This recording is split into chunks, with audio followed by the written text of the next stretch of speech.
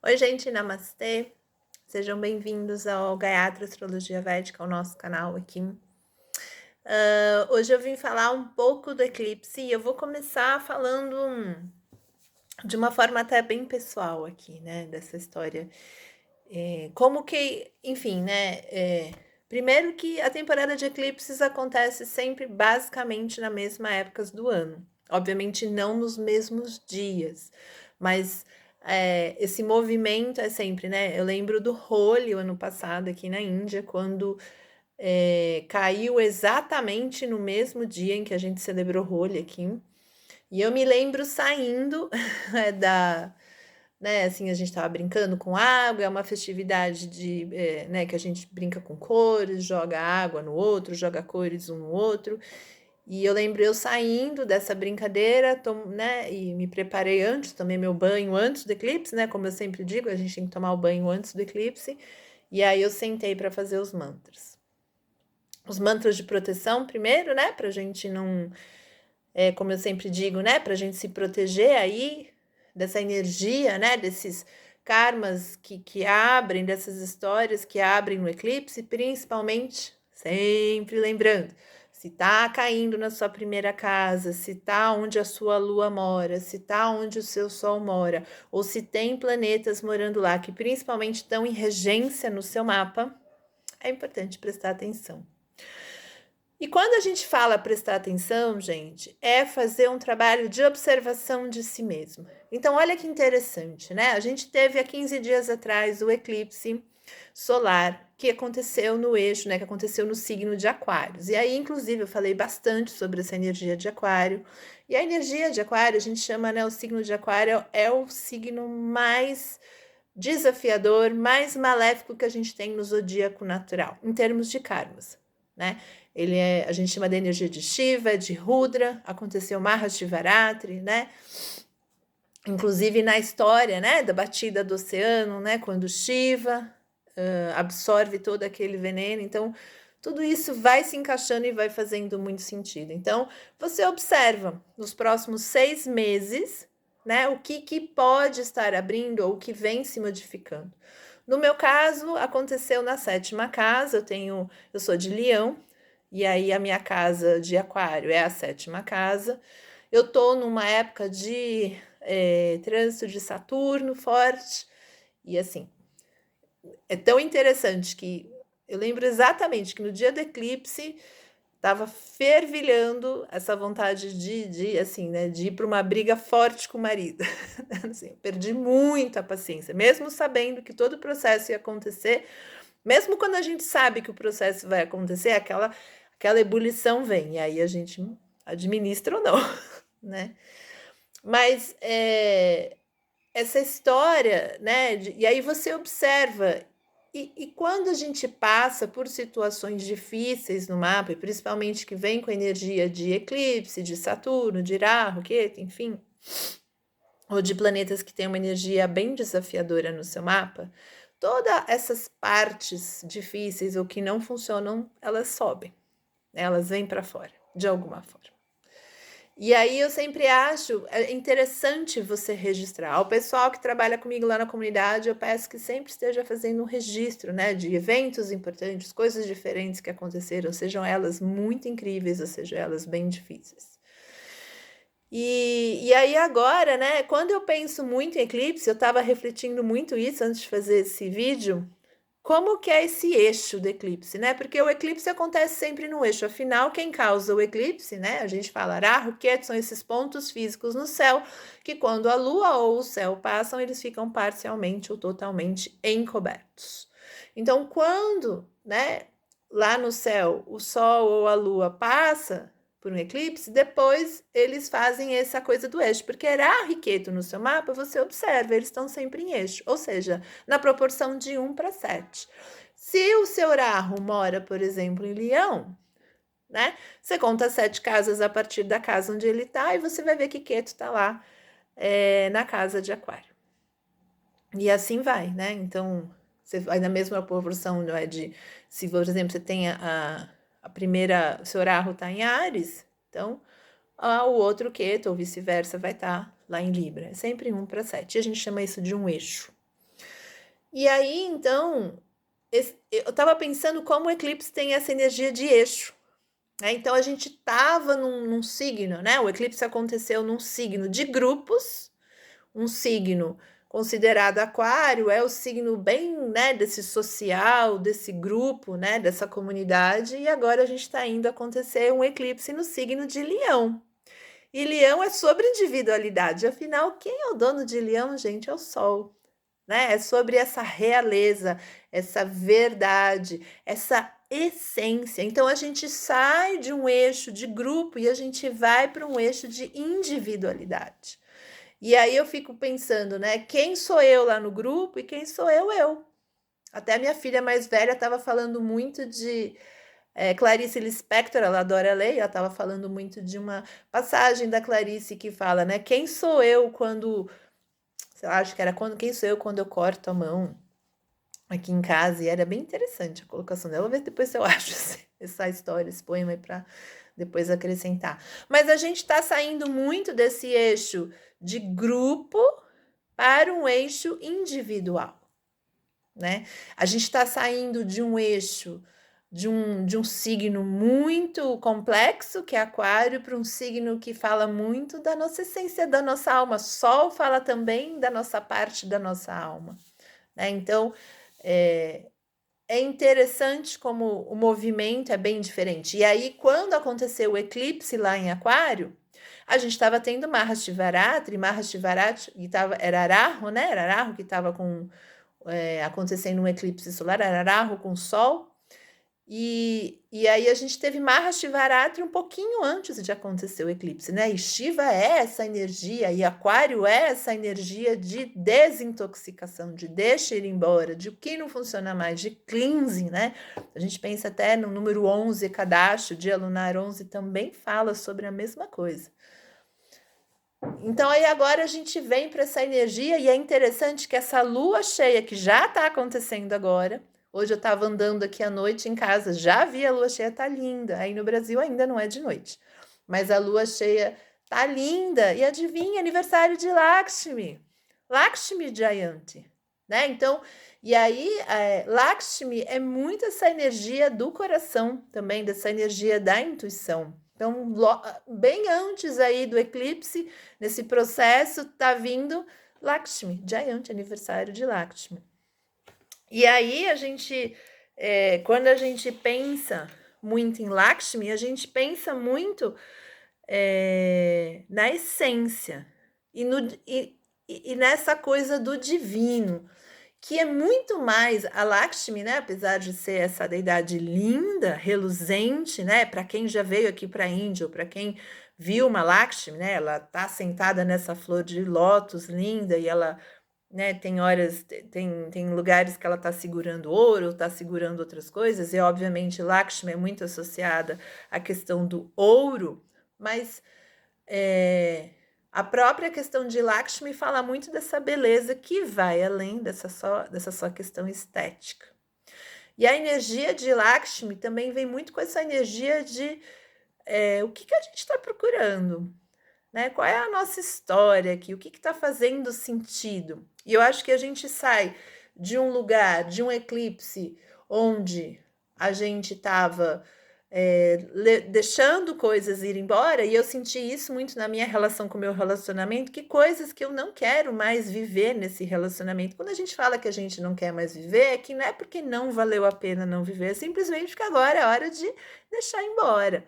Então, obviamente, no meu caso, aconteceu na 7ª casa. Talvez para você aconteceu na 3ª, aconteceu na 4ª, aconteceu na 9. 9 mexe com pai, mexe com guru, mexe com templo, mexe com viagem, mexe com estudo de faculdade. Se aconteceu na 8, está mexendo com bastante questões kármicas. Afinal, a 8ª casa fala muito, né, desses karmas mais difíceis que a gente tem que viver. Fala muito de longevidade, fala também do dinheiro dos outros. Então, todas essas questões, né, a gente tem que começar a observar, e principalmente observar, gente, né, registrar. Quando a gente observa e não registra, a observação se perde de alguma forma. O nosso eclipse é Lua com Ketu. Gente, Ketu é um planeta que fala principalmente de liberdade, né? O quanto que você é livre, o quanto que você consegue ser livre, vamos colocar dessa forma. E não é à toa que Ketu é o planeta do moksha. E eu tenho até um pouco de medo de falar essa palavra, porque quando a gente pensa em moksha, tem muita gente que se perde um pouco nesse caminho, porque fala da questão do apego, de desapego, né? E eu sempre falo que a energia da questão do desapego é muito maior do que dar aquilo que, né? Se a gente imaginar, desapega daquela roupa, desapega daquela história. E desapegar é muito mais quando a gente está falando de algo que tem valor para você. Então, real desapego não é sobre o que você não precisa mais, ou que não te serve mais, ou que você não gosta mais. O real desapego, a verdadeira liberdade, é nada te contém, ou nada te domina, ou nada é mais dono de você. Ou seja, se você realmente quer praticar o desapego, escolhe uma coisa que você mais ama no mundo, escolhe a roupa que você mais ama no guarda-roupa, escolhe o livro que você mais ama, e aí dá esse. Dá aquilo que realmente tem um valor para você, porque das coisas que não têm valor não tem dificuldade, apesar de que algumas pessoas ainda têm. Mas a real história do desapego é que eu posso ter as coisas, eu posso vivenciar as experiências, mas essas coisas e essas experiências não são donas de mim, porque eu posso realmente deixar elas irem embora sem ser um grande problema ou sem me causar problemas na vida. Então, a história de Ketu é sobre realmente uma liberdade real, que parte de um lugar de valor, né? Então, a gente está vindo agora com esse eclipse de Ketu com a Lua, lembra, né? Lua mexe bastante com as nossas questões mentais. Está vindo uma Lua cheia, que é aniversário de Lakshmi, e Lakshmi mexe muito com essa estrutura do que é bonito, né? Do que é do que é toda essa prosperidade. E eu acho que pensando muito na questão de Leão, né? Do signo de Leão, que é o signo qual o dono é o Sol, né? Que fala muito da individualidade, que é o contrário lá do Aquário, né? Fala muito da individualidade, que fala muito da sua essência. Então, quem sou eu? Que papel eu tenho comigo mesmo? Então, se a gente estava lá mexendo com as questões dos grupos, agora a gente vem mexer com as questões individuais. O que será que não faz mais sentido para mim, eu como eu? Que papéis eu exerço que, né, não tá colando mais? E todo esse processo está acontecendo no signo de Leão e na Nakshatra de Purva Falguni. Purva Falguni, lembrando que Nakshatras são considerados, entre aspas, os signos lunares, a gente chama de mansões lunares, né? Ou seja, onde a gente tem os planetas parando nos signos e a gente tem as constelações que a gente chama de Nakshatras. E essa que vai acontecer o eclipse se chama Purva Falguni, não Parva, desculpa, Purva Falguni, e fala muito do que te deixa feliz, o que realmente te faz feliz. E aqui eu sempre gosto de lembrar, a palavra felicidade talvez não seja a melhor descrição, mas eu sempre, o que te contenta, o que te traz contentamento. Que eu acho que é uma situação que vai além vai além da questão da felicidade. Contentamento é bem mais profundo que a questão da felicidade. Então, durante esse eclipse, a gente saiu dessa questão dos grupos, dessa questão do tóxico, dessa energia de limpeza, e agora a gente vem para a essência pura, que somos nós no signo de Leão. Então, eu acho que é isso que você tem que pensar. E, obviamente, quanto mais planetas você tiver no signo de Leão, ou se você tiver a Lua lá, ou se você tiver o Sol, ou se for a sua primeira casa, como no meu caso, ou se tiver na regência de algum planeta que mora lá, isso tudo vai mexer muito mais com você do que outras pessoas que para eles podem ser que passou só uma brisa. Então, para muitas pessoas, lembra, o eclipse faz muita bagunça e para outras passa uma sensação mais leve. Durante o eclipse, sempre, né, recomendações que que eu sempre dou é tomar banho antes do eclipse, depois, após o eclipse, se possível, fazer jejum durante o eclipse. Pode ser um jejum só de comida, pode ser um jejum de comida e água, né? Eu procuro não comer nada e não beber nada, né? Às vezes quando aqui no caso da Índia às vezes está muito quente, é mais difícil ficar sem beber água, então a gente tem que administrar. E lembrando que é importante fazer o que é possível. Outra coisa que é legal, o eclipse está acontecendo no signo de Leão, então faz muito sentido, além de fazer os seus mantras de proteção, fazer mantra ou bhajans, ou enfim, né, para Krishna, né? Faz muito sentido, tem muita energia de Krishna nessa história, com esse eclipse de Leão. Então, eu sempre recomendo, eu tenho um mantra que eu vivo colocando aqui, um mantra para Narasimha. Narasimha é um avatar de Vishnu que faz com que a gente se proteja das energias que podem abrir agora no eclipse, né? Que vão estar aumentando. E quando a gente faz mantras durante o eclipse, isso se potencializa, né? Então, eu sempre coloco, né, um mantra para Narasimha e mantra para Krishna também. E eu recomendo Om Namo Bhagavate Vasudevaya, né? Para quem quiser, para quem já vem fazendo, para quem já tem uma história aí com Krishna, para quem de repente já faz mantra para Krishna, então é um mantra legal de se fazer nesse eclipse também. Então acho que é isso, gente. Eu acho que e o mais, eu acho que o que é assim, né? Vocês viram, né? Guerra do Irã, todo esse movimento, isso é tudo muita energia de eclipse vindo, né? Muita essas questões, né? A gente estava agora a gente continua com bastantes planetas lá do lado oposto do eclipse, né? Que estão lá em Aquário. A gente ainda tem lá o Sol, Rahu, Marte e Mercúrio ainda estão lá em Aquário, bastante energia lá numa casa, né? E do outro lado a gente vai ter Sol e Lua e Queto. Então, e Queto, né? Quando a gente mexe com a energia do Sol, a gente mexe muito mais com uma energia de individualidade, uma energia de verdade. Quando a gente mexe com a questão da Lua, a gente mexe muito com a energia de mental. Muita questão do mental, muita questão que pode te afetar mentalmente. E o mais interessante, né? Eu senti muitas, principalmente na primeira parte do eclipse, né? Afinal, mexeu muito lá com a minha casa 7, deu uma irritação fora do normal para mim, né? Na questão do meu relacionamento, eu senti muita irritação, eu senti muito cansaço, não foi fácil. E quando o eclipse passou, o eclipse, né? O primeiro eclipse de Aquário passou, isso tudo foi baixando.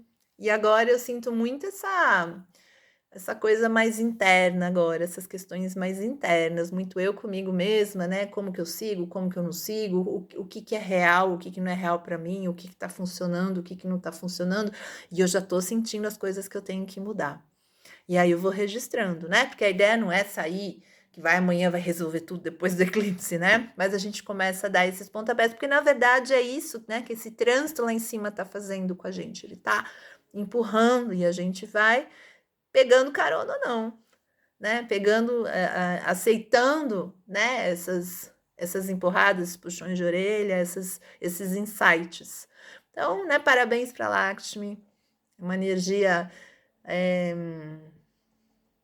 Eu adoro muito as Devis, né? As deidades femininas. Não tinha facilidade em me conectar com elas, agora eu sinto esse pertencimento, então vou aproveitar para fazer orações e pujas para Lakshmi, né? Já estamos aqui com a lua cheia, então já é aniversário de Lakshmi. Vou também fazer meus mantras de proteção, vou me cuidar e espero que você aí também se cuide. E principalmente, gente, o trabalho maior vem sempre depois do eclipse, não durante o eclipse. Durante o eclipse a gente tem que meio que se cuidar, né? De estar se olhando, se cuidando, se administrando, né? Para não sair descarregado com essa energia. Mas, principalmente, depois do eclipse, toda essa história vai se desenrolando, né? O que for que abriu aí na sua história, né? Então, eu acho que é legal registrar isso, né? Pega um caderno simples, sei lá, um notebook, ou onde você se sente feliz aí na sua história de registro e registrando o que vai acontecer nos próximos 6 meses. E aí, depois fazer o link aí com as suas casas de Aquário e Leão. Gente, um ótimo eclipse. Ai, quando que o eclipse acontece, né? Pois é, falei e não comentei. Amanhã, 5h44 da manhã começa o eclipse aí no Brasil e acaba às 11h23. Certo? Certo. Então, o eclipse vai acabar praticamente perto do almoço e vai começar bem cedo. Então, é legal que quem tiver disponibilidade, vontade, pode fazer já as suas orações logo cedo, né? Pode acordar e, né? Não sei se vai conseguir tomar banho antes do eclipse, que é bem cedo, mas, né? Tipo, acordar e fazer as suas orações, os seus mantras de proteção. E aí o eclipse vai até às 11h23. Então, um ótimo eclipse para todos nós. É muito bom estar aqui com vocês, dividindo um pouquinho aí de tudo que eu estudo. E eu espero que registrem, entendam o processo do eclipse nos próximos 6 meses. É muito mais importante pôr esse foco e entender esse processo sempre no desenrolar dele. Para quem precisar de consultas, leituras, enfim, aulas, estamos aqui. Dani Amato.